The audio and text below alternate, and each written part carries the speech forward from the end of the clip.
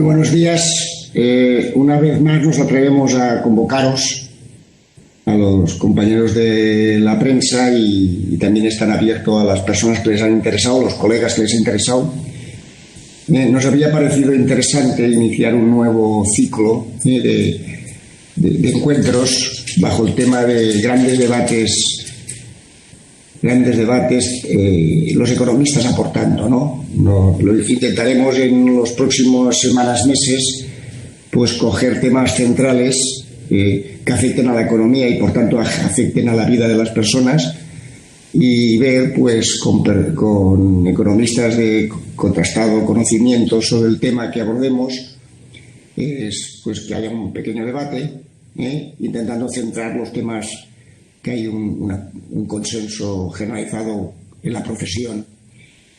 Esto pues haremos una nota de prensa y un pequeño, no digo pronunciamiento, pero sí un poco como un resumen de las ideas centrales que consideramos que cualquier debate de los que pongamos pues son imprescindibles, ¿no? Hoy tenemos sin duda un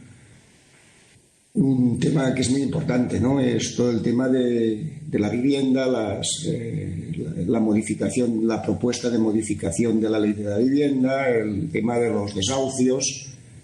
O sea que es un tema central del estado del bienestar que posiblemente en España lo tenemos un poco, digamos, no hemos avanzado mucho en este campo, ¿no?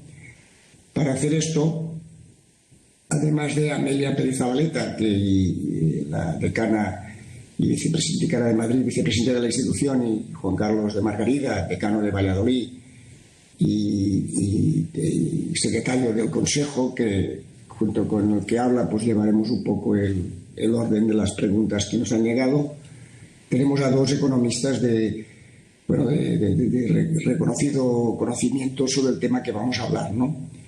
Por un lado tenemos a Joan Rafols, ¿no? que decía que cuando nosotros llevamos en pantalón corto, él ya estaba tocando estos temas de la vivienda. Él trabajó en el Ministerio de la Vivienda, estuvo en Boston, en Harvard, estudiando estos temas. Cuando vino aquí fue el primer director de vivienda de la Generalitat, que recordaba que en aquellos tiempos no sé cuántas viviendas sociales se hacían, Después ha pasado por empresas de referencia inmobiliarias, ha sido asesor de un banco en estos temas estos años y ahora es presidente de la Cámara de Propiedad Urbana de Barcelona. Y por otro lado, a José García Montalvo, catedrático de Economía Aplicada de la Pompeu Fabra, el reciente premio Jaime I de Economía, y es una persona que prácticamente lleva más de 20 años,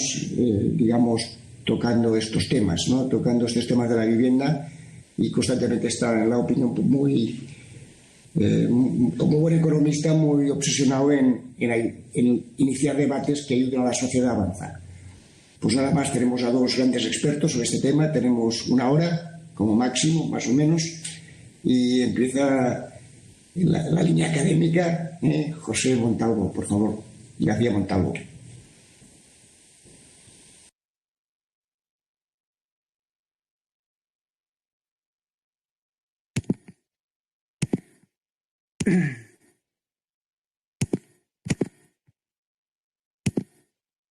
Ya se te...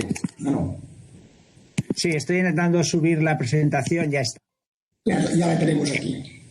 Muy bien. Pues yo lo que voy a intentar hacer es un poco una visión rápida sobre qué sabemos sobre los efectos de los controles de alquileres, porque los controles de alquileres son de nuevo una medida que muchas ciudades, estados, etcétera, se plantean ante los problemas de accesibilidad a la vivienda. Y aquí hay algunas noticias recientes. Lo que sucede es que digamos, ideas que pueden aparentemente parecer buenas ideas y ser una solución a este tipo de problemas, pues al final pueden acabar resultando desastrosas por la falta de conocimiento, por la falta de aplicación de lo que ya sabemos, ¿no? Por pensar que realmente sabemos que funcionan cuando realmente lo que sabemos es que muchas de ellas no funcionan. Aquí, hace relativamente poco, hemos oído una frase de una ministra del gobierno actual sorprendente. De cualquier economista, desde Cantillón, le parecería una afirmación absolutamente sorprendente que no tiene ninguna base empírica. Y este es el problema. El problema es que en muchas ocasiones el político piensa que algunas de sus ideas, coincidentes además con su ideología, son buenas ideas, cuando en el fondo sabemos desde hace mucho tiempo que empíricamente no tienen soporte. Sí. ¿No se ve la presentación?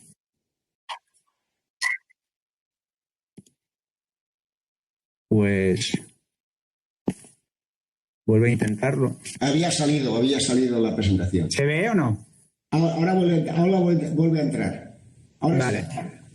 Vale. Bueno, comentaba que en muchas ocasiones realmente hay buena voluntad, pero lo que sucede es que no se aplican los conocimientos que hemos ido adquiriendo o que empíricamente conocemos que están soportados por los datos. El problema también es que cuando se habla de nuestra ciencia, de la economía, no es como cuando se habla de otras ciencias. En economía todo el mundo puede opinar, todo es opinable, no hay nada que tenga ningún tipo de sustento. En medicina no nos atreveríamos a hacer esto, pero en economía sí que la gente lo hace constantemente. Y las soluciones son siempre muy sencillas, no hacemos falta para nada. Si suben los precios de los productos, control de precios. Si suben los alquileres, control de alquileres. Y las viviendas son caras, deducciones fiscales a la compra. ¿Que hay desahucios? Una moratoria indefinida, ¿no? Y todas estas interpretaciones tan sencillas muchas veces están basadas en hipótesis que son absolutamente falsas. Durante mucho tiempo se dijo que en Barcelona el 11,5% del parque de viviendas estaba vacía. Cuando se ha hecho un censo de las viviendas vacías bien hecho, no como hace el censo, sino una estadística bien hecha, se ha visto que no llega al 1,5% de las viviendas. Y bueno, pues si esto falla, pues siempre hay algún primo, algún cuñado que me ha dicho que esto es así, etcétera. Por lo cual parece que toda la evidencia empírica que hemos acumulado los economistas durante tantos años no sirve absolutamente de nada. Bien, hablemos del control de alquileres. ¿Qué puede justificar el control de alquileres? Porque cuando se dice los economistas siempre están pensando en el mercado, son todos unos liberales y redentos, etcétera. No es verdad. Nosotros, en los libros, cuando explicamos economía, en los libros de microeconomía, hay un capítulo de competencia perfecta y luego hay 15 capítulos que dicen por qué la competencia perfecta falla y qué hay que hacer en esos casos. Cualquier economista académico aceptaría que si existe un monopolio o existe un oligopolio con pocos oferentes, pensemos en una red de distribución eléctrica, por ejemplo. Es necesario el control de precios. Los controles de precios no están fuera de nuestro arsenal de medidas. Están incluidos, pero tienen que darse unas condiciones. Una de ellas es esta, que exista un monopolio, un oligopolio con pocos oferentes que controlen el precio y, por lo tanto, pongan precios muy por encima de los costes marginales. Otro problema, un problema de información asimétrica, que el vendedor tenga mucha más información que el comprador. Esto podría acabar destruyendo un mercado. Por lo tanto, en esos casos también hace falta que se produzca una intervención que puede llevar a un control de los precios. Lo que sucede es que las justificaciones que se utilizan para explicar por qué necesitamos controles de precios ahora no son adecuadas. Luego hablaremos de los grandes tenedores, pero por empezar, el día después de aprobarse el control de precios en Cataluña, se dijo que hacía falta un control de alquileres porque no lo había. Eso es falso. Hay un control de alquileres ya. Control de alquileres llamado de tercera generación ya existe. Dentro del contrato no se puede subir más del IPC. Por lo tanto, ya existe el control. Este es otro control adicional. Y también se dice que el mercado de alquileres en España es como el oeste americano, no hay regulación, los inquilinos están sometidos. Bueno, no parece que la Comisión Europea piense eso cuando sitúa a España en el índice compuesto como uno de los países con una relación inquilino-propietario de las más altas de la Unión Europea. Por lo tanto, no parece que esta tampoco sea una causa que justifique ese control. Además, en el caso de Cataluña y en el caso en general de España, no se da ninguna de estas condiciones. Esta norma de aplicar one size fits all, como lo hacen en Berlín, nunca se explica qué efectos tiene, como lo hacen en París o lo hacían en París, pues ya se puede aplicar a cualquier lado, ¿no? Nos olvidamos que el 96% de los propietarios privados, por ejemplo, en Barcelona, tienen menos de 5 viviendas.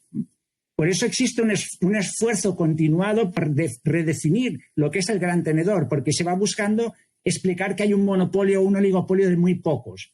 Y entonces, bueno, inicialmente se hablaron de 15.000 metros cuadrados para que fuera un gran propietario, luego 15 viviendas, 1.500 metros cuadrados, luego 13 viviendas, luego 10 viviendas. Si fuéramos a 2 viviendas, todos serían grandes tenedores, pero no tiene sentido. Y luego tampoco tiene sentido hablar de problemas de información asimétrica cuando tienes montones de páginas web donde puedes ver todas las ofertas de alquileres, comparar, tienes todo tipo de controles, de ayudas y de apoyos para ver cuáles son las condiciones en las cuales está la vivienda, en qué condiciones se ofrece, etcétera, etcétera. Por lo tanto, no se da ninguna de las dos condiciones teóricas que justificarían que se aplique un control de alquileres. Porque controles de alquileres hay de mucho tipo. Hay controles de alquileres de primera generación que controlan el nivel de renta, por ejemplo, el típico control de rentas del franquismo o la última versión del control de rentas en Berlín. Hay de segunda generación, que son controles del incremento de renta entre contratos, que es lo que se ha aplicado en Cataluña y que es lo que se quiere aplicar. O sea, de tercera y de segunda generación, los dos uno encima del otro. Y los de tercera generación, que son controles de precios dentro de los mismos contratos, y luego hay todo tipo de mixtos. Lo primero que tenemos que darnos cuenta es que el control de rentas no es ni mucho menos el único instrumento que hay en el arsenal de política económica. Todas estas medidas que aparecen en esta diapositiva son medidas que tienen que ver con la propiedad o bien con el alquiler. A partir de subsidios para el alquiler privado, todo esto de aquí abajo son apoyo al alquiler y regulación para favorecer la accesibilidad al alquiler. Y uno de ellos son los controles de alquileres. Es uno de los muchísimos procedimientos que se pueden utilizar dentro de este arsenal que hemos dicho. Y además pueden ser, como he dicho, de tercera generación, de segunda o de primera generación. Y la frecuencia del uso de los distintos instrumentos que he comentado anteriormente aparece aquí para los países de la OCDE, para una serie de países de la OCDE en el proyecto WILD. Y aquí aparece, bueno, pues alquiler social aparece como muy alto, subsidios en forma directa al alquiler, etcétera, etcétera. Bien, ¿qué efecto ha tenido los controles de alquileres sobre el mercado cuando el diagnóstico es equivocado? Yo estoy absolutamente convencido de que el diagnóstico de que hace falta controles de alquileres porque hay un control oligopolístico del mercado de alquiler o hay información asimétrica es erróneo. Bueno, pues cuando el sistema, digamos, cuando las causas o el diagnóstico es erróneo, las consecuencias pues, son evidentemente muy negativas. ¿Vale? Luego hablaré de un caso concreto muy reciente, ¿no? Pero hay una cierta falacia de generalización. Es verdad que hay estados en Estados Unidos, como Oregón y California, aunque California fracasó el referéndum sobre la proposición 10, pero, digamos, hay estados y hay ciudades como Maryland o Nueva York o New Jersey, donde se aplican algún tipo de control de rentas. Pero esto genera una cierta falacia de generalización respecto a los controles de segunda generación. Son muchos más los estados o ciudades donde no hay controles de segunda generación que donde hay controles de segunda generación. Además, esta falacia se amplía por el hecho de que cuando se habla de Nueva York, de Berlín, de París, de San Francisco, se habla de que allí se aplica, pero no se dice qué efectos tiene. A mí me da lo mismo que se aplique donde se aplique. Yo lo que quiero saber es qué impacto tiene o ha tenido en Berlín y qué efectos colaterales ha tenido, o en París. Y de esto no se habla, se dice que se hace allí. Y un cierto complejo de inferioridad. Si se hace en París, hombre, pues si se hace en Berlín, hombre, habrá que hacerlo. Esto será... Pero el tema no es este, el tema es, lo que queremos saber es qué impacto tiene y si funciona o no funciona, ¿vale? Por lo tanto, qué efectos colaterales tiene. ¿Qué pasa cuando hay un error de diagnóstico? El último ejercicio de control de precios generalizado se ha producido en Venezuela hace 5 años. El gobierno dijo que los empresarios estaban subiendo artificialmente los precios para aumentar sus ganancias, etcétera, etcétera, e impuso un control de precios muy estricto. Con lo cual, la inflación de Venezuela, que en ese momento estaba en el 25%, en teoría debería haber disminuido. Pues no, aumentó al 1.000.000%. ¿Vale? ¿Por qué? Bueno, porque el diagnóstico no era ese. El diagnóstico era muy sencillo. El gobierno seguía imprimiendo papel moneda para pagar la deuda y para pagar el déficit. Y por lo tanto, ya sabemos, al final, esa impresión de moneda lo que genera es una inflación galopante. Cuando te equivocas en el diagnóstico, ya puedes poner controles de precios, ya puedes poner lo que te dé la gana. No vas a conseguirlo. El ejemplo más reciente, general, es este que acabo de comentar. ¿Cuáles son los efectos cuando se produce este error de diagnóstico? Aquí hay algunos que volveré a repetir en un metaestudio reciente que se ha hecho sobre 32 estudios, pero fundamentalmente lo que se produce es un menor incremento de la oferta o incluso una reducción de la misma y un traspaso de las viviendas del mercado de alquiler al mercado de venta, lo que supone una reducción de la oferta. Yo creo que cuando economistas nada sospechosos de neoliberales como Krugman argumentan que el tema de los controles de renta son de los temas más conocidos, mejor conocidos por la ciencia económica y que menor controversia generan entre los economistas, está diciendo algo muy potente. Los economistas nos ponemos de acuerdo en muy pocas cosas, pero en esto sí que estamos de acuerdo. Es una de las pocas cosas en la que sí que estamos de acuerdo. Si habláramos, por ejemplo, del salario mínimo, no estaríamos de acuerdo. Y ahí hay muchos artículos, y de hecho los artículos más recientes en revistas académicas lo que dicen es que no está ni mucho menos claro que el salario mínimo tenga un incremento del salario mínimo, digamos, no enorme, tenga los efectos negativos que se supone que tiene en un modelo de mercado de trabajo clásico. Pero en este tema sí que hay acuerdo. De hecho, el último estudio, el más importante yo creo que se ha hecho hasta ahora, que es un estudio cuasi experimental publicado en la mejor revista de economía del mundo, que es el American Economic Review, lo que demuestra, entre las cosas que he comentado antes, es una cosa muy interesante, y es que cuando nosotros queremos controlar las rentas para evitar la llamada gentrificación, lo que sucede en San Francisco es justamente lo contrario. En el largo plazo, la venta de viviendas lo que produce es que una vivienda que estaba en una renta que podía ser alta, estaba arrendada con una renta que podía ser alta, pero que alguien de clase media o media alta podía ocupar, acaba siendo comprada por 5 o 6 millones de dólares por un empleado de Google. Con lo cual la gentrificación se multiplica y se acelera. Intentando conseguir evitarlo, lo que hacemos es acelerarlo. Un reciente metaestudio de 32 estudios de control sobre las rentas, lo que coinciden, lo que resumen es lo siguiente, que hay un targeting ineficiente. Muchos beneficiarios no son necesariamente de renta baja.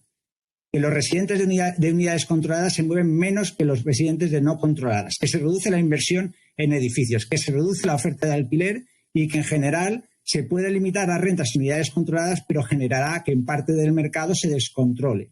El coste fiscal asociado puede ser alto y hay pagos colaterales y hay mercado negro. Bien, claro, el problema es que las cosas no son tan sencillas como parecen, pero la contestación siempre es, pero algo habrá que hacer, ¿no? Porque esto es un problema grave, etcétera, algo habrá que hacer. Sí, algo hay que hacer. Pero los controles de rentas es lo que tenemos que hacer. ¿No hay alternativas que no tengan estos impactos? Claro, desde un punto de vista político, el control de rentas es muy goloso. ¿Por qué? Porque si se llama control de rentas, ¿cómo puede ser que no controle las rentas, ¿no? También tiene otro punto de golosería el hecho de que no tenga coste presupuestario, porque todo el coste recae en el sector privado, dependiendo de cómo se organice, pero normalmente recae en el sector privado. Aumentar la oferta de alquiler supone facilitar la oferta, lo que implica agilizar el urbanismo, y eso molesta a los electores, que pueden ver que el precio de sus viviendas se puede ver afectado y puede verse reducido. Lo estamos viendo en Estados Unidos, hay muchísima evidencia sobre cómo esto afecta a los políticos, a las decisiones de los políticos. En España también, en las grandes ciudades, se puede ver claramente esto, como no, en mi casa, al lado de mi casa no construyan, váyase a construir a otros barrios. Y luego la teoría del pero algo habrá que hacer rápido. El problema es que si hacemos algo y lo hacemos rápido y lo hacemos mal, puede ser peor el remedio que la enfermedad. Por lo tanto, y con esto concluyo, yo creo que el control de rentas está ligado al pensamiento mágico que tienen algunos cuando piensan sobre economía, ¿no? Pues si hay incrementos de precios, pues controlamos los precios. Si hay incrementos de rentas, controlamos las rentas. Si los jóvenes no tienen trabajo, pues no se puede retrasar la jubilación de los mayores, ¿no? Yo creo que este tipo de pensamiento es como si en medicina dijéramos un paciente le duele la cabeza, pues le cortamos la cabeza al paciente y se acabó, ¿no? Ya está, hemos resuelto el problema, ¿no? Es curioso que cuando se habla de Berlín o de París no se argumenta qué efecto tiene la medida de control de alquiler, sino se dice solo que se hace allí, pero no se argumenta nada más. No hay soluciones mágicas de corto plazo. Cuando se habla del parque de vivienda en alquiler de Viena, de alquiler social de Viena y lo grande que es, lo maravilloso que es, bueno, lo que no se dice es que este parque empezó a construirse en 1917, que lleva más de 100 años construyéndose. con medidas consistentes de los gobiernos de turno, manteniendo ese parque y sin cambios radicales de políticas de unos gobiernos a otros. Lo mismo sucede en Vitoria. También tiene un parque que se ha construido durante mucho tiempo y que es un parque muy significativo. Por lo tanto, lo que hace falta es una política consistente y continuada de reforzamiento del alquiler social, con multiinstrumentos. Hace falta comprar, si hace falta se compra edificios, facilitar la construcción de vivienda social en alquiler, la colaboración pública-privada para el alquiler asequible, distintas medidas que todas juntas, combinadas, ayuda al pago de alquileres para personas que tengan que sean vulnerables, etcétera. Todas juntas puedan conseguir este efecto tan necesario de aumentar o mejorar la accesibilidad a la vivienda. Y sobre todo lo que hace falta es evitar cualquier política que tenga un efecto negativo sobre la oferta. Inseguridad jurídica, tribunales saturados. En Alemania, por ejemplo, los controles de alquileres de Berlín están generando una saturación de los tribunales, cambios legislativos constantes, la permisión de las ocupaciones, etcétera. Todos estos factores aumentan, lógicamente, la rentabilidad exigida por los propietarios y, por lo tanto, reducen la oferta. Yo lo que creo que es fundamental es que si se toma esta decisión, que evidentemente es una decisión política, ya no es una decisión, la evidencia empírica puede decir lo que se quiera, nosotros queremos aplicarla. Perfecto, me parece muy bien, políticamente se puede hacer lo que se quiera. Pero es exigible que junto con esta política haya un mecanismo de evaluación en el corto, en el medio y en el largo plazo que diga inicialmente cómo se va a evaluar, qué indicadores se van a utilizar, cada cuánto tiempo se va a mirar esos indicadores y cuáles son los límites los cuales diremos que esa política ha sido un éxito o un fracaso. Eso es lo mínimo que se debería hacer, dado que con toda esta evidencia que tenemos es muy probable que estos sistemas no funcionen. Y yo creo que lo dejaría aquí. Muchas gracias, José. Pues, Joan.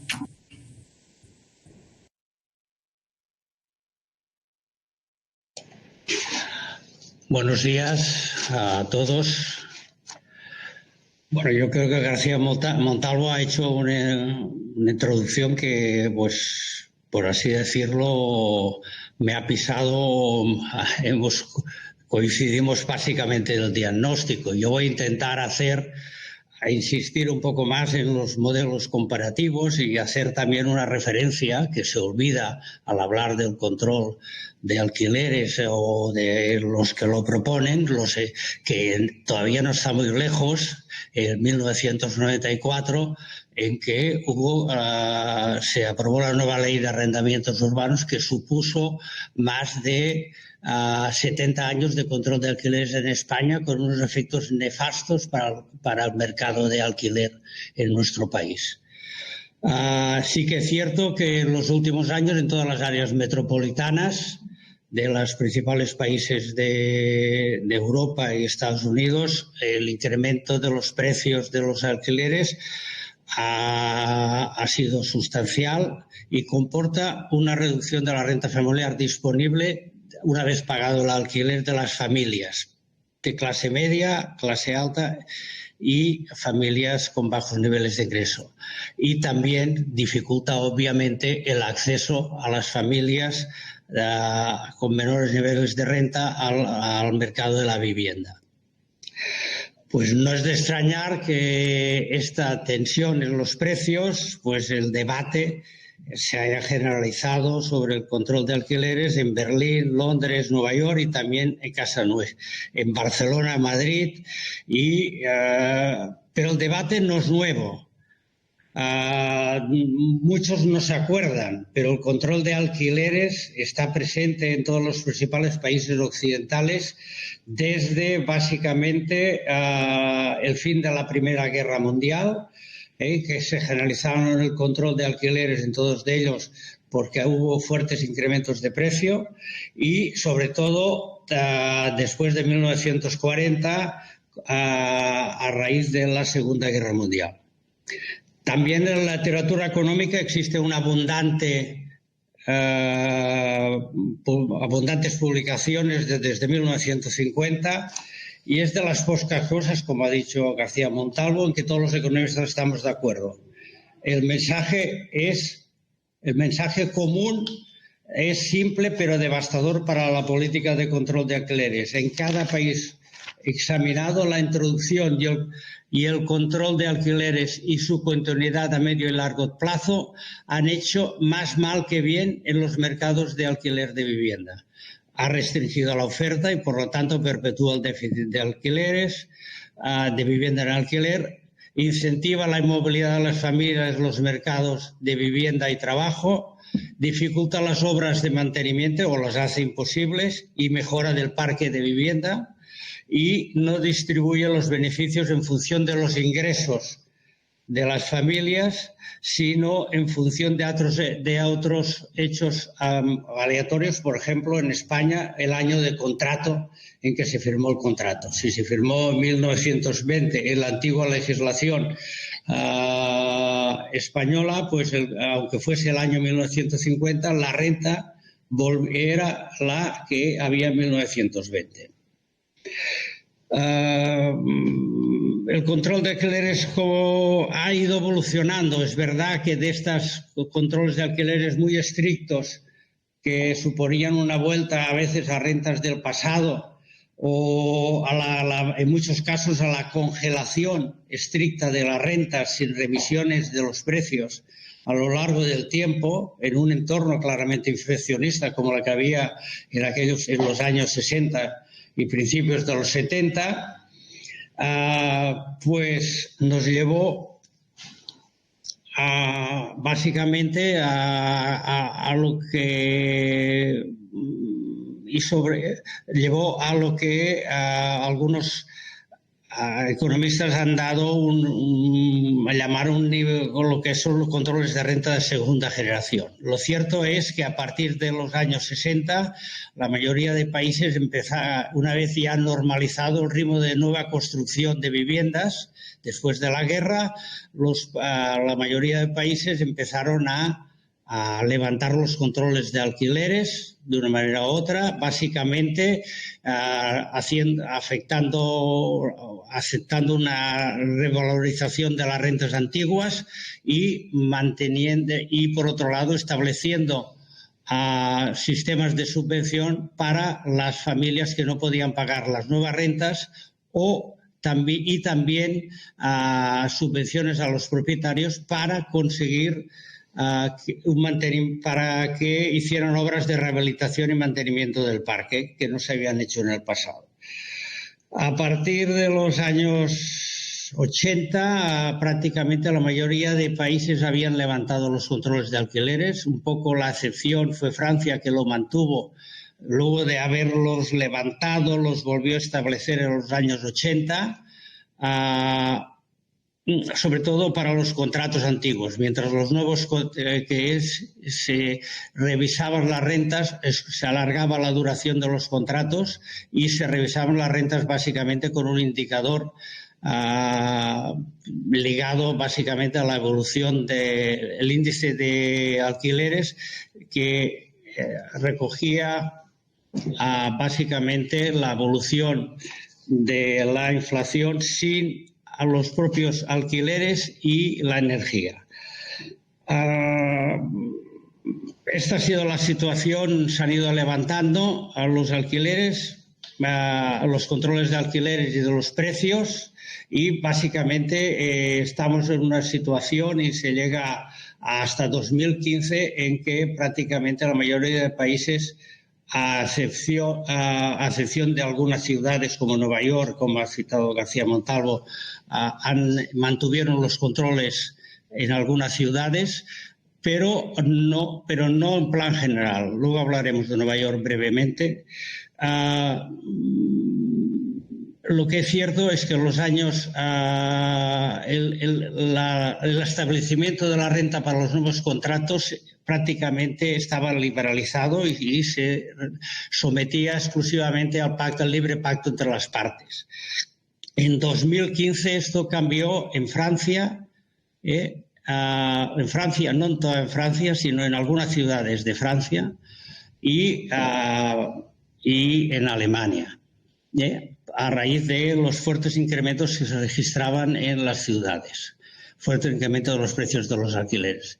En Francia, básicamente, se estableció para París y Lille un sistema en que, si bien se mantenía el libre pacto entre las partes, había unos límites por el cual podían crecer los nuevos alquileres, que es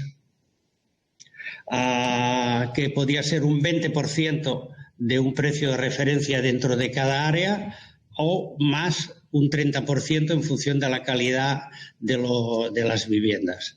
Hay que decir, por ejemplo, que en París los precios de referencia oscilaban entre 14 euros metro cuadrado y 32 euros metro cuadrado. O sea, el margen de oscilación era muy importante. Esta ley en Francia fue suspendida por el Tribunal Constitucional, los tribunales administrativos, y en 2019 salió una nueva ley que mantuvo por un término de 5 años un sistema parecido, y que está generando mucha conflictividad. Y que a pesar de todo los alquileres de los nuevos contratos siguen creciendo por encima de los contratos existentes y por encima del índice de renta, el índice de revisión de alquileres. En Nueva York hay que decir que la información que se ha facilitado y que lo hacen en Nueva York lo que hay es que hay un 32% de vivienda en propiedad en New York City, queda un 0,7% del parque de vivienda en alquiler que responde al control de rentas que se mantuvo desde 1940, anterior a la guerra, al final de la Segunda Guerra Mundial. Y lo que sí hay es un 30% del parque que tiene unas rentas limitadas porque recibieron en algún momento determinado una financiación especial los promotores de estas viviendas o algunos incentivos fiscales importantes como Nueva York es no pagar por el IBI, el Real Estate Tax. Pero el 30% del resto, el 30% del parque de vivienda no tiene control alguno en la fijación del alquiler ni en su revisión. De todos modos, sí que hay que decir que en Nueva York lo que ha habido es un incremento, que había muy poca seguridad jurídica para los arrendatarios, en que el propietario te podía subir la renta en cualquier momento y por lo tanto si no podías pagar te tenías que ir. Entonces en el 2019 se ha intensificado la regulación sobre los contratos de las rentas estabilizadas, de este parque de rentas estabilizadas, pero no alargando la durada de los contratos y que no puede haber una evicción o no se puede echar al arrendatario por una serie de motivos si sigue pagando la renta. De todos modos hay que decir que en ese 30% del parque de alquiler que son rentas, se llaman rentas de estabilización, la renta máxima que de estabilización tiene la cuantía de $2.770 mes, más gastos. O sea que es un nivel altísimo por lo que nos estamos moviendo en este país.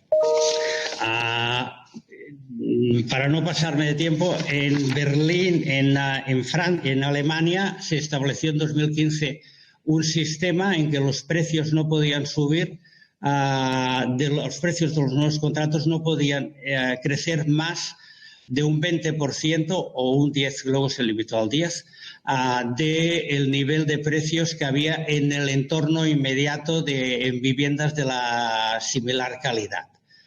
Esto no ha funcionado, los precios han crecido y sobre todo han crecido en Berlín.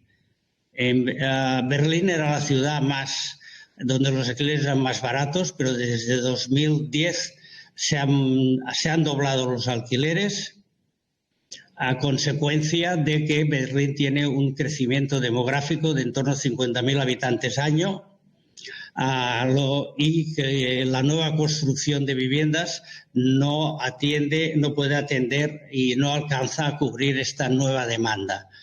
Por lo tanto, los precios han crecido el 100% en 10 años, pero también hay que decir que no son los más altos de Alemania. Esto llevó a que el Länder de Berlín, el Parlamento de Brandeburgo, en 2019, entró en vigor en enero del 2020, estableciese una legislación más restrictiva que que supone para los nuevos contratos reducir la renta respecto de los precios de mercado vigentes. Y esto está pendiente de fallo todavía del Tribunal Constitucional de la República Federal Alemana, que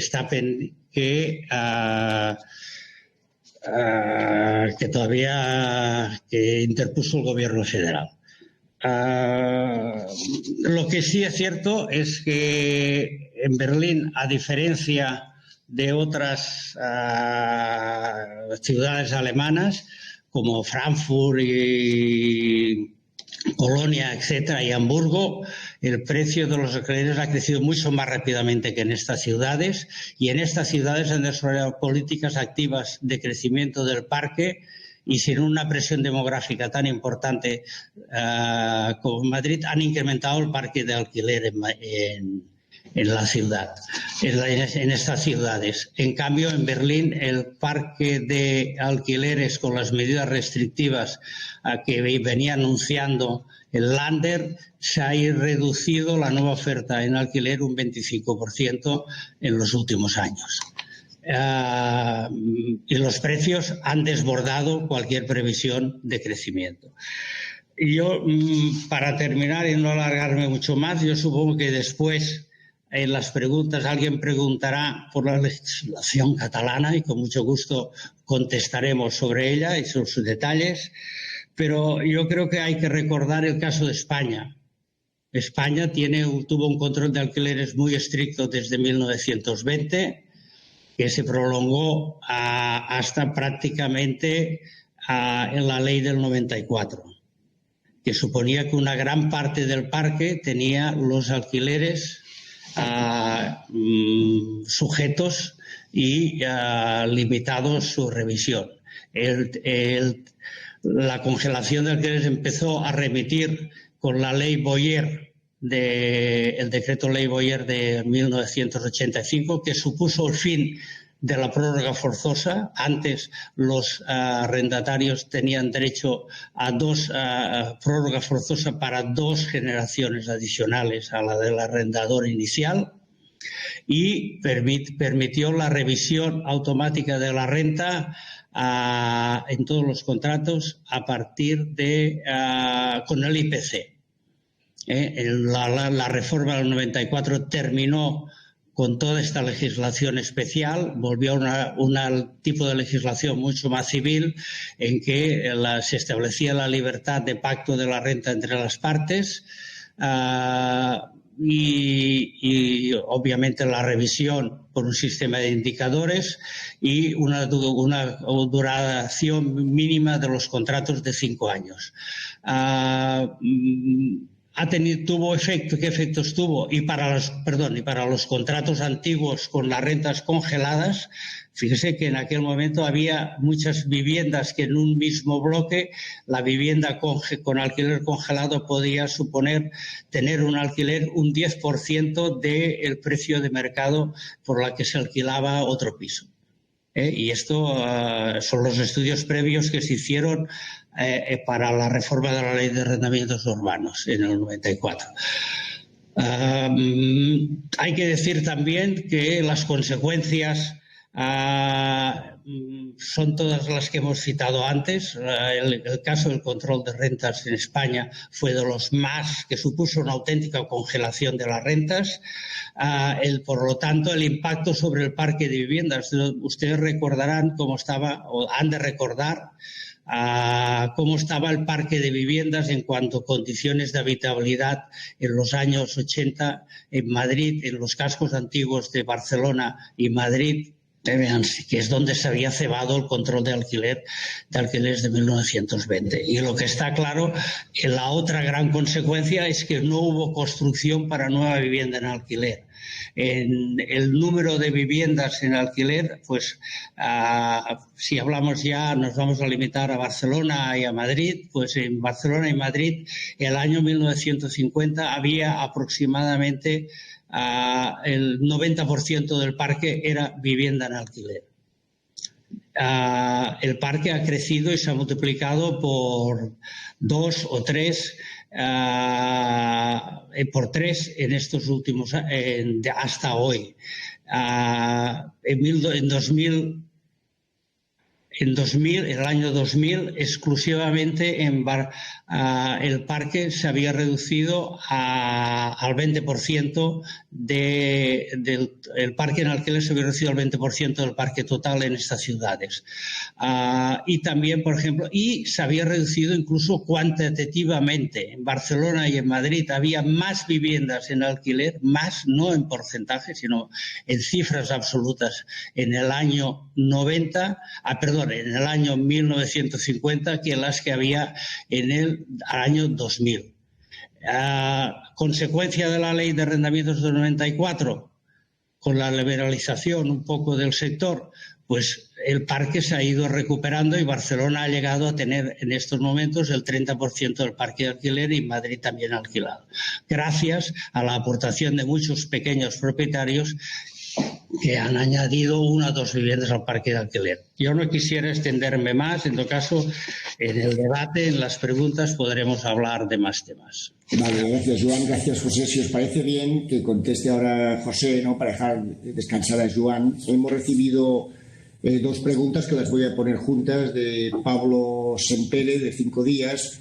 Una nos dice, la futura ley previsiblemente facultará mucha libertad, mucha discrecionalidad a comunidades autónomas y ayuntamientos para poner límites. En el fondo esto es bueno, que se produzcan muchas diferencias y que se pueda actuar muy territorialmente. Y la otra pregunta es importante discernir entre pequeños y grandes tenedores de viviendas, ¿no? Juan, ¿contestas tú, Juan, por favor? Te contesto yo, a ver si tengo el micro abierto. Sí. La primera, voy a contestar la segunda, es decir, la diferencia entre pequeños y grandes tenedores. En principio, la diferencia es una diferencia. Lo que está claro es que aquí no hay grandes tenedores como puede haber en Madrid. En España, pues la mayoría de propietarios son pequeños propietarios. Incluso en Barcelona, que lo tenemos bien estudiado desde la Cámara, incluso lo que son personas jurídicas, que son un 30%, son titulares del 30% de los contratos que hay en la ciudad de Barcelona. Incluso de estos hay pocas sociedades que tengan un número importante de viviendas y, por lo tanto, ninguna de ellas tiene control de mercado. Hay solamente 3 sociedades que tienen más en Barcelona, que tienen más de 1.000 viviendas, de un total de un parque aproximadamente 250.000 que puede haber en alquiler, que son básicamente las agencias públicas de la Generalitat y del Ayuntamiento, y también una empresa que hace exclusivamente viviendas de protección oficial. Esta situación es muy diferente, por ejemplo, a la que hay en Alemania, en que, incluso en la ciudad de París, en que no hay grandes tenedores. Por ejemplo, en Berlín hay una empresa que tiene más de 100.000 viviendas en la ciudad de Berlín y 3 o 4 que tienen más de 40.000 viviendas, que sí que pueden tener una posición más fuerte en el mercado. Pero en este no es el caso. Por lo tanto, además, si hemos de considerar que si limitamos exclusivamente, en cambio, limitamos exclusivamente el control de rentas o se quiere establecer exclusivamente para los grandes tenedores, que no se sabe qué es un gran tenedor, porque 10 viviendas es un gran tenedor, habría que preguntar, no sé, creo que es difícil establecer el límite, pero sobre todo lo que es importante es que los grandes grupos y los grandes fondos son los únicos que en estos momentos pueden ayudar y pueden, en una situación como la actual, a incrementar el parque de vivienda en alquiler, porque son los únicos que tienen capacidad inversora. No afectar a los pequeños es una medida más que de sentido económico, que lo que tiene es sentido, tiene un sentido político, porque obviamente hay muchos más electores. Es que con esta... Ustedes piensen que en toda Cataluña hay unas 700.000 viviendas en alquiler y hay unos 400.000 propietarios. Propietarios de viviendas cedidas en alquiler. Es decir, el impacto político de afectar a esta gran masa de pequeños propietarios probablemente alguien la quiere evitar. La primera pregunta era... Si es bueno que haya que la nueva ley dé mucha discrecionalidad a los ayuntamientos. Bueno, esto lo que está claro que en todo, por ejemplo, en Berlín, lo que está claro y que por racionalidad y funcionalidad del mercado, si el establecimiento de lo que es una zona de tensión, la definición de una zona, que es lo que hacen en Alemania, una zona de tensión de mercado de alquiler corresponda a la Administración Central del Estado, para unificar el territorio, el sistema de fijación de rentas y el sistema de fijación de rentas y su revisión y la duración de los contratos probablemente tiene todo el sentido del mundo que recaiga en la Administración del Estado. Luego cada comunidad, luego también hay que establecer un marco territorial idóneo para poder aplicar algún tipo de contención de rentas. No tendría sentido que se hiciera en el Ayuntamiento de Barcelona y no en los restantes municipios del área metropolitana, o lo mismo respecto a Madrid y el área metropolitana. Nada más.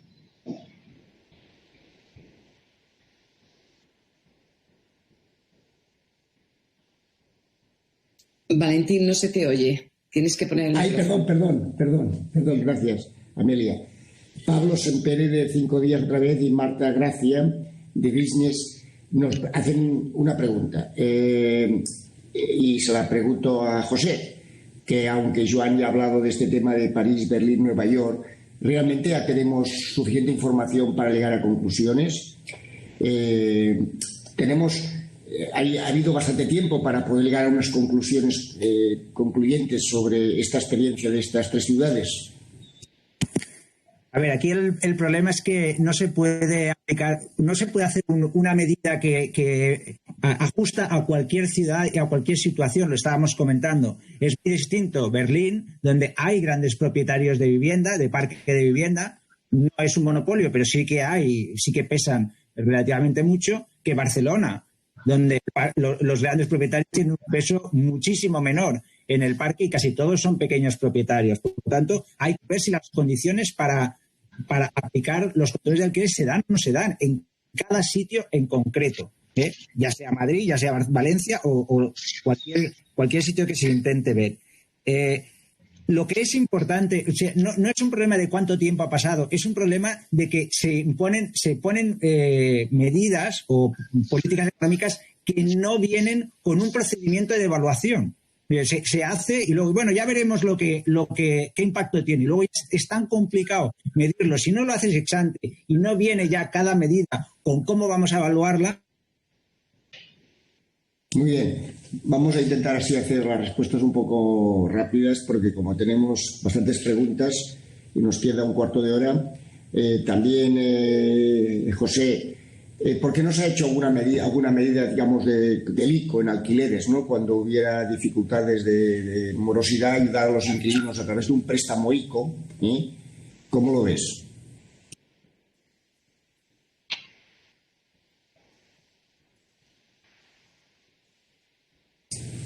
¿Me oyes? Perdona, Valentín, te he perdido. No, ¿me oyes? Más que nada, sí, digamos, ahora te digo, sí. Marta nos dice si es factible buscar unas líneas ICO especialmente para los inquilinos que tienen dificultades de que se disparara la morosidad, ¿no? Una línea ICO relacionada con los alquileres.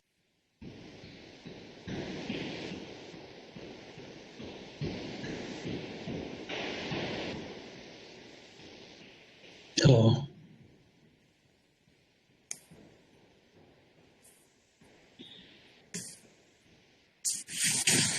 Creo que hemos perdido momentáneamente a Valentín.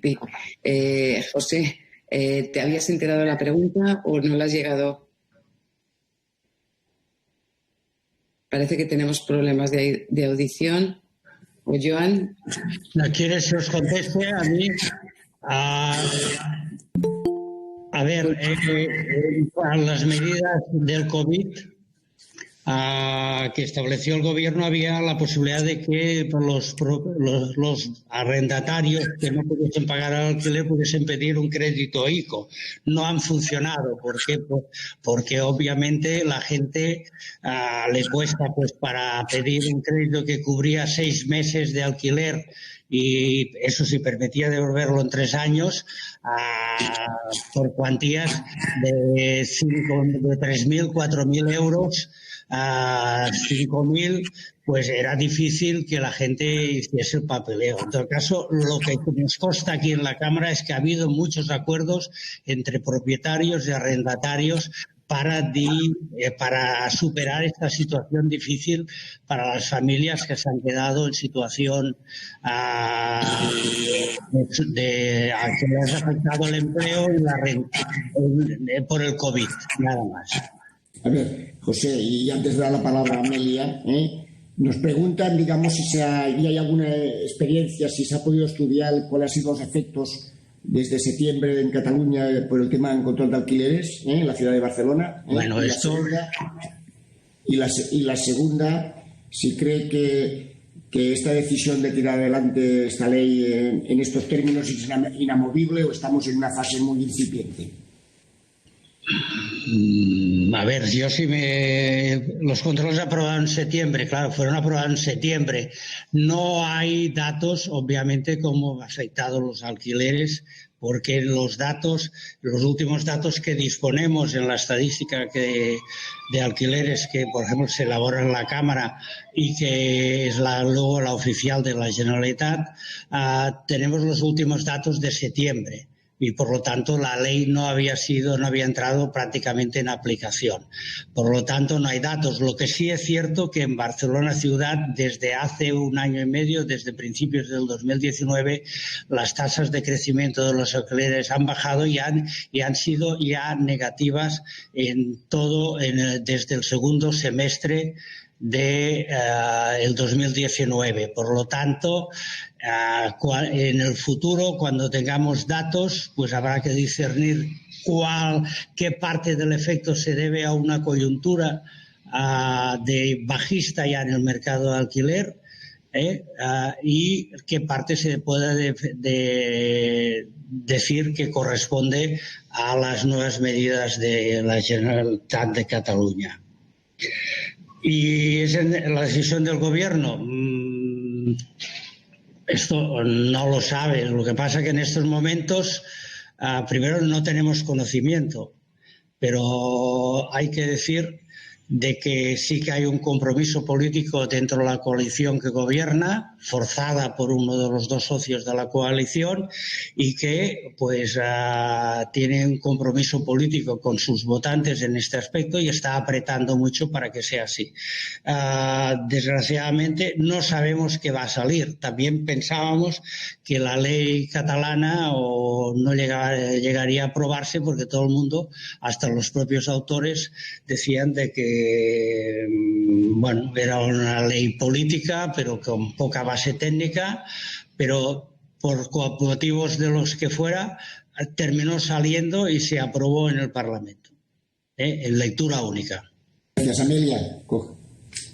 Nos ayudas. Muchas gracias por las opiniones y tengo varias preguntas. Voy a intentar sintetizar para que sea rápida la respuesta.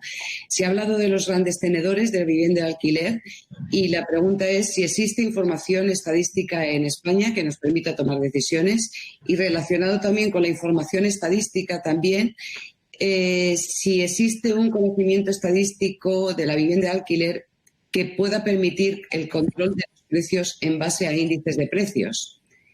¿Y cuál es la opinión sobre los índices de alquileres? Sobre el tema de los grandes tenedores, el problema en España, en muchos apartados que tienen que ver con el sector inmobiliario, es la falta de información fiable. Durante muchos años, tanto de los precios como de los alquileres, hay poca información. Por ejemplo, hablamos estadísticas sobre grandes tenedores. No sabemos mucho de grandes tenedores a nivel de toda España. Si haces el cálculo y sumas las SOCIMIs, más las alquiler, más etcétera, pues te sale aproximadamente que el 5%. En Cataluña hay más información y sí que con los datos de fianza se pueden hacer cosas, y Joan, yo creo que lo ha explicado antes, la enorme proporción de particulares que tienen una o dos viviendas en alquiler, y el motivo fundamental justamente para focalizar tanto los grandes tenedores es no enfrentarse electoralmente a este 96% de propietarios que tienen una o dos viviendas. Esto es evidente, o sea, hay que buscar algún tipo de... El malo de la película tiene que ser, en este caso, es el gran tenedor, a pesar de que el gran tenedor tenga un parque relativamente pequeño. Con el tema de los índices de alquiler es lo mismo.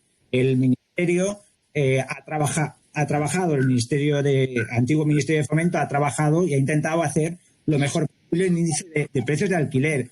¿En qué está basado? Pues para hacerlo bien se tiene que basar en datos de los alquileres que los propietarios de vivienda ponen en sus declaraciones de la renta. No olvidemos, hay 2,3 millones de personas que declaran rendimientos inmobiliarios, por lo tanto, rendimientos de alquileres inmobiliarios, 2,3 millones de personas.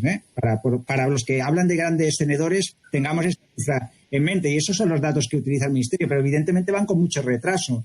Los datos van con 1 año y pico de decalaje, porque es cuando se puede obtener la información fiscal. Por lo tanto, es difícil hacer esto. En Cataluña, en particular, se puede hacer de otra manera, que en Cataluña sí que se inscriben muchas más fianzas que en otros sitios, hay más tradición de inscribir fianzas y por lo tanto sí que hay más información, que es justamente la que se utiliza para hacer unos precios de referencia, y es la que se utilizará, entiendo, en el futuro para hacer este control.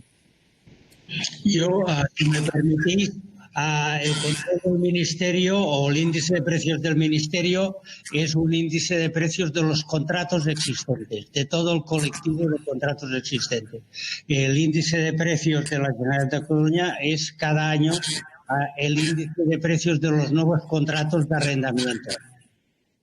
El Ministerio, perdona, Joan, el Ministerio tiene también un subíndice que es de los nuevos contratos también. Lo que pasa es que hay menos y es más difícil identificar los nuevos contratos, pero también se intenta hacer una aproximación a esto. Es lo mismo, obviamente, que cuando tienes las fianzas, que sabes exactamente en qué momento comienza el contrato. Sí, yo quisiera también decir una cuestión, que a diferencia, por ejemplo, de los índices de precios de referencia que hay en Berlín, que en Berlín hay un grave problema para los índices de precio en España. Uno de ellos es que básicamente el control, los índices que hay en España, el mercado de alquiler está mucho menos extendido. En Berlín el 85% de las viviendas están en alquiler. Por lo tanto, el ámbito territorial que cubre la muestra es mucho más amplia y es mucho más decisiva que la que podemos tener aquí en ciudades en que hay un 10% de vivienda en alquiler. Es difícil que puedas decir que en tal barrio de la ciudad hay una muestra significativa. Esto ocurre incluso en Barcelona, que es la ciudad que tiene más alquiler de toda España, pero aún así hay zonas donde el índice de alquileres que se ha habilitado por la Agencia Catalana de Vivienda, pues hace la comparación con las viviendas parecidas en un radio de 1.000 metros en torno del domicilio que vas a intentar fijar el precio. Lo cual, con una situación de vivienda tipológica muy diferente, que no conocemos el estado de mantenimiento de las viviendas, todo esto da un índice muy malo. Va, de acuerdo. Yeah. Una que no me resisto, para darle pie también a Juan Carlos de Margarida, que tiene varias preguntas, pero no me resisto a la última que tenemos efectivamente relacionada con la Ley Catalana de Contención de Rentas, aunque ya se sabe que no hay, ya han planteado Joan Rafols que no hay resultados. ¿Nos podría decir sintéticamente cuál es su valoración y su opinión sobre la constitucionalidad y si las comunidades autónomas son competentes para establecer esos controles de alquiler? Bueno, yo me voy a referir mi opinión en base a la Generalitat de Cataluña, el Parlamento de Cataluña, que fue el que legisló, tiene un órgano consultivo que es el Consejo de Garantías Estatutarias, que se ha pronunciado 2 veces al respecto, y en las 2, lo que pasa es que su informe no es vinculante. En las 2 ha dicho que entiende que por motivos constitucionales, el artículo 149.1 de la unidad de las bases de regulación de la economía,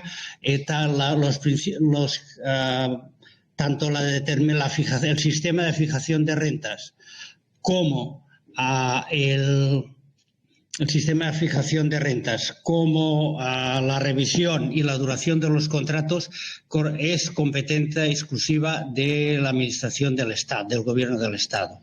Y que la Generalitat no era competente para legislar sobre esto. Aún así, la Generalitat legisló, el Parlamento legisló y, en principio, en estos momentos el Gobierno central todavía no se ha pronunciado sobre la constitucionalidad de la ley, aunque en anteriores ocasiones había advertido a la Generalitat de Cataluña que no podía legislar, no tenía competencias para legislar sobre arrendamientos urbanos.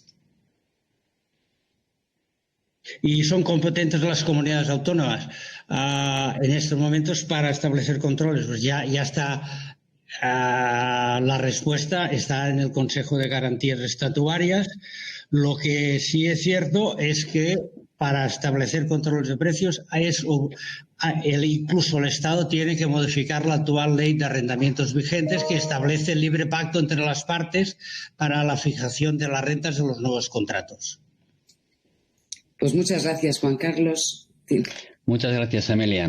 Buenos días, Joan y José. Un placer tenerles aquí. Bien, yo tengo 3 preguntas, pero 2 de ellas se pueden resumir en una porque son complementarias. Se habla sobre grupos y familias con menor renta familiar.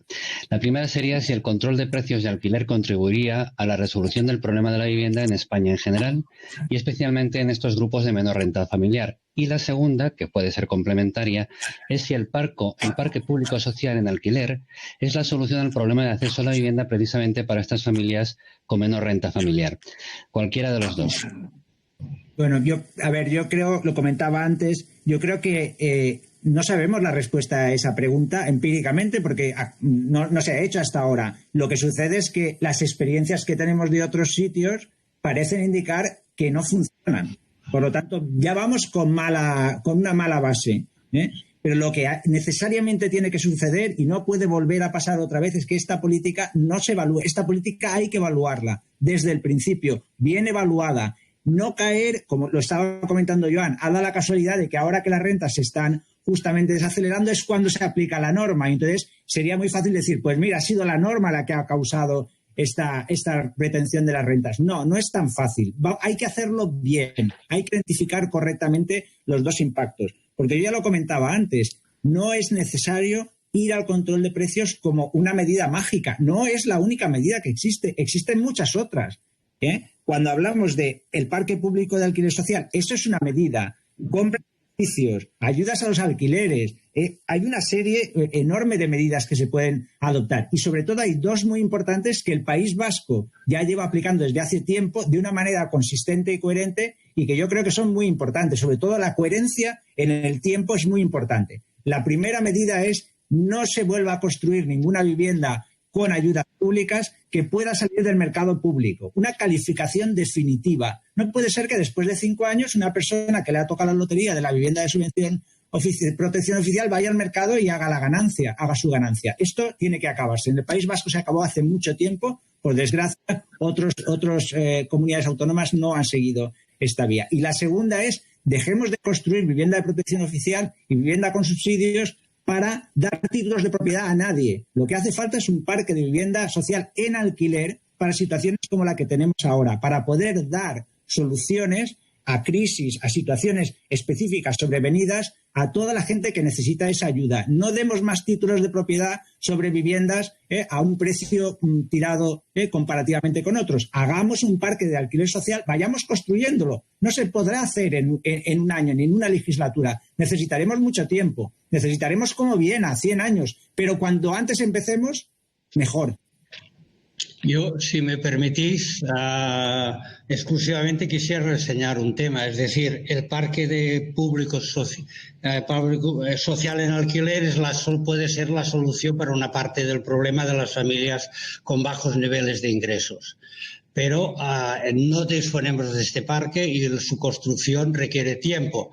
Y por lo tanto, ¿qué han hecho todos los países? Acudir para las familias con más bajos niveles de ingresos que puedan acudir al mercado privado mediante el establecimiento de subvenciones personalizadas para pagar los alquileres. Y esta es una cifra muy importante. En París, con estos precios, un precio medio de alquiler de 25 euros metro cuadrado y mes, más gastos, pues obviamente la gente puede pagar por dos motivos estos niveles de alquileres, porque las viviendas tienen un tamaño reducido de 50 metros de media.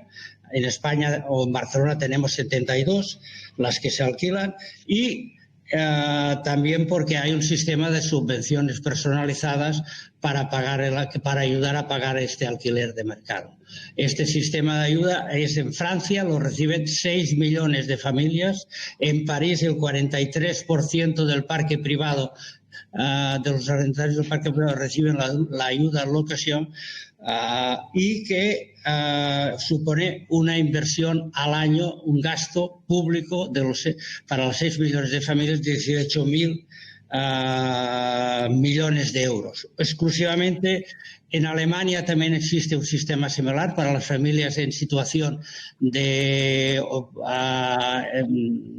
paro prolongado o que pensionistas ya con bajos niveles de ingresos y en todo caso la gran asignatura pendiente también si queremos que el parque privado pueda atender aparte de los colectivos con menores niveles de ingresos es que hay que establecer en España no tenemos gasto social en vivienda para este tipo de... En Alemania estos son 223, este tipo de ayudas son 223 euros por habitante en el 2017, en Francia 277, en Reino Unido 435 y en España el gasto social en vivienda en el 2017 era de 26 euros por habitante.